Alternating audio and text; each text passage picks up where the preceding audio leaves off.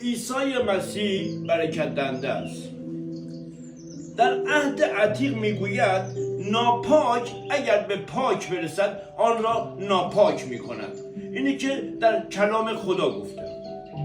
اما عهد جدید در عیسی مسیح میگوید پاک اگر به ناپاک برسد آن را پاک میکند. هللویا. در مسیحیت پاکی قدرت بی‌نظیری بر ناپاکی دارد.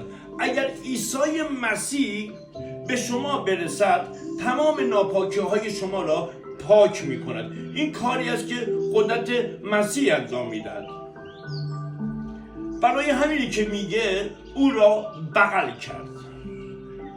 پاکی ناپاکی را تبدیل به پاکی می کند. هللویا. خدای من خدای مهربانی است. خدای من خدای دلهاست. فقط کافیست او را صدا بزنید. او با دستانی باز منتظر شماست. بخواهید تا به شما داده شود، بجویید تا بیابید، در بزنید تا در به روی شما باز بشود. زیرا هر که چیزی بخواهد به دست می آورد و هر که بجوید خواهد یافت. کافیست فقط در بزنید تا در به روی شما باز شود. آمین. در مسیحیت یک نکته خیلی مهمی است که تمام مسیحیت و کتاب مقدس خلاصه شده تو این نکته که براتون میگم. خداوند را که خدای توست با تمام قلب و جان و عقل دوست داشته باش.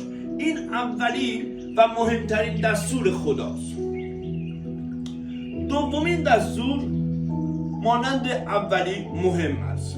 همسایه خود را دوست بدار به همان اندازه‌ای که خود را دوست می‌داری.